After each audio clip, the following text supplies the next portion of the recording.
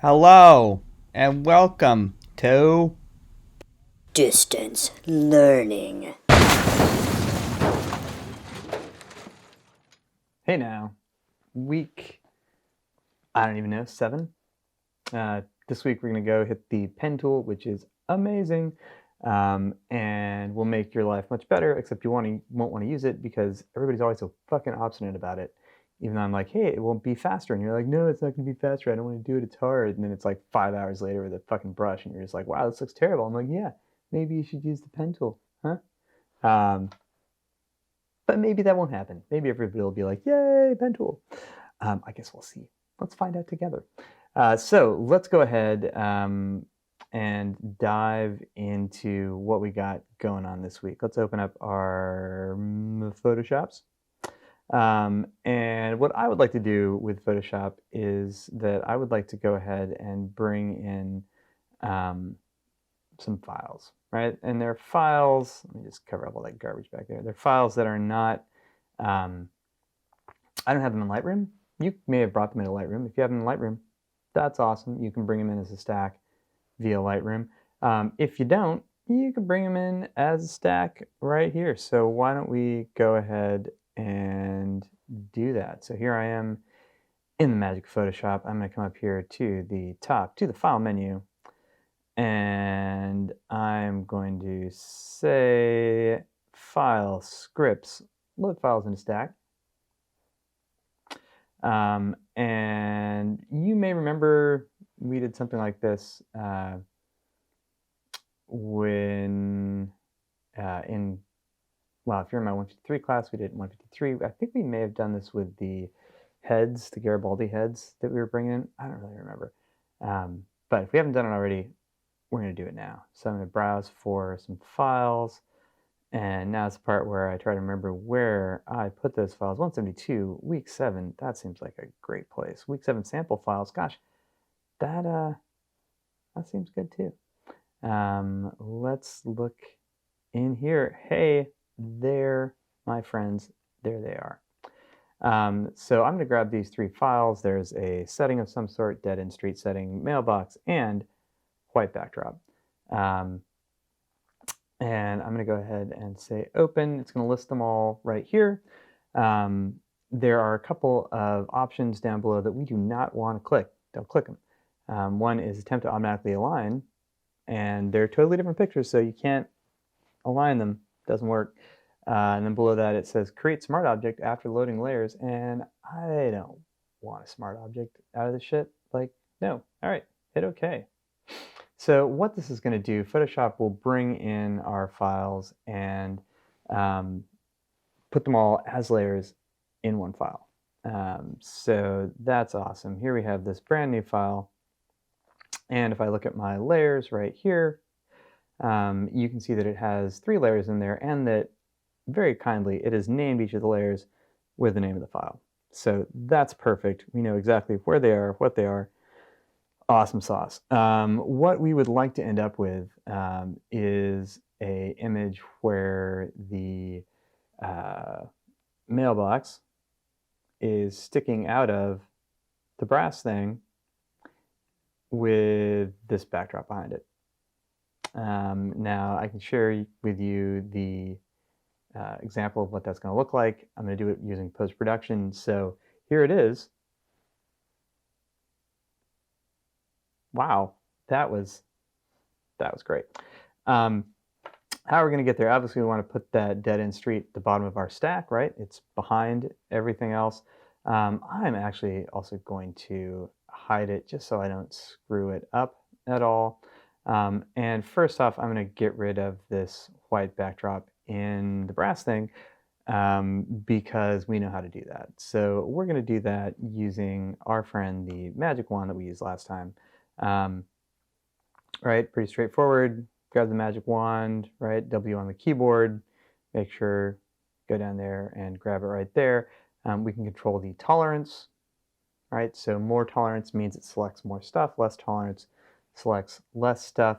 Make sure you're on that layer, that's important, and then go ahead and click it. So it has selected out all that background stuff, right, there's some little well, there's a big thing down there, and there's some little pinpricks up here. So I can get rid of some of the stuff. I can hold down the Shift key with my magic wand and make that a little bit tighter. Ah, that doesn't look great, right? Selected a bunch of that inside brass stuff, so we'll ignore that for now. I'm going to grab my marquee tool. I'm on the keyboard, hold down Shift. Again, holding down Shift, I'm adding to my selection, and draw a box around that thing down there. What was that for, by the way, you ask? That's giving me this sort of black shadow in the foreground. It's just a visual thing.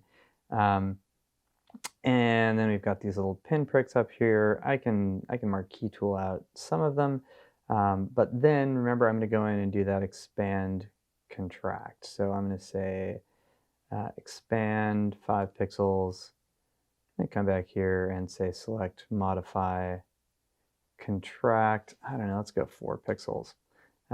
So that should have expanded across those holes, eliminating them, and then when it goes to contract, there's no sort of hole to contract from, so they should be, for the most part, gone.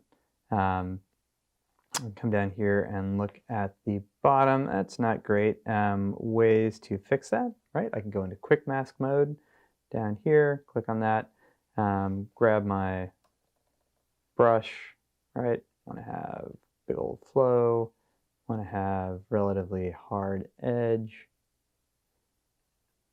and then I can go in here and right, so again, if I had a tablet, this would be easier, but I'm down here working on my laptop just like the rest of you. I'm a man of the people, so I done got it. Okay, that seems pretty good. I'm going to go back out of quick mask mode by clicking on that again. We're back in a regular selection. I'm going to go ahead and, just looking at it, I'm going to modify it again. I'm going to expand it another pixel. That didn't seem like enough. Modify, expand. Okay, so I've brought it in a couple of pixels. Now I'm going to feather it a little bit. And again, that will just make that edge a little bit less hard. Okay, so we've got our selection doing what we want.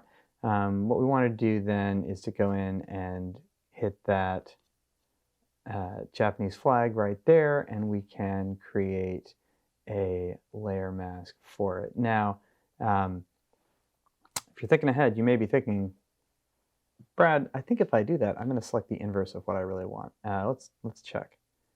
Yeah. So you'll remember that last time we solved this problem by going into that mask, right? Selecting that layer mask thumbnail, hitting Command-I to invert the mask itself. Now, I'm just going to show you one other way that you can do that if you know that's what's going to happen. Go into my history, come back a step, so I still have that active selection. You can actually just invert what the selection is, right? You're not inverting what's inside the selection, right? I'm not making white, black, and whatever.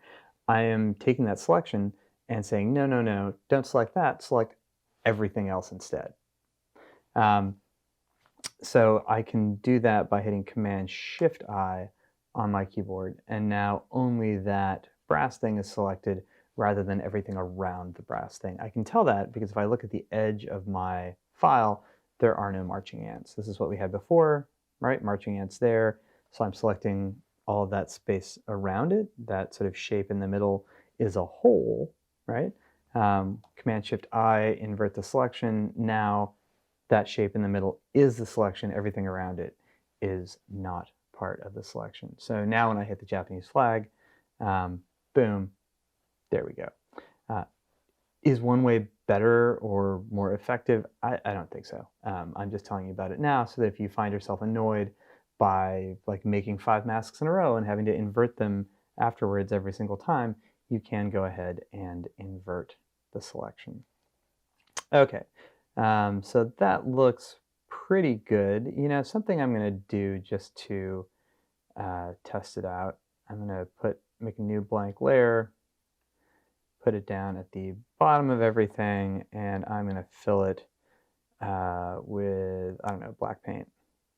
And that will let me sort of look to see if I see any big holes. Hit X on the keyboard to get white paint. Click on it again. Nope, I do see a couple of dots, but it's schmutz on my screen, right? You try to retouch that out. I've done it. Super annoying. Okay, so we don't really need that layer. We can trash it. Okay, cool. So that top thing is good. Well done. We're going to take our next clip and move on into working on our friend, the mailbox.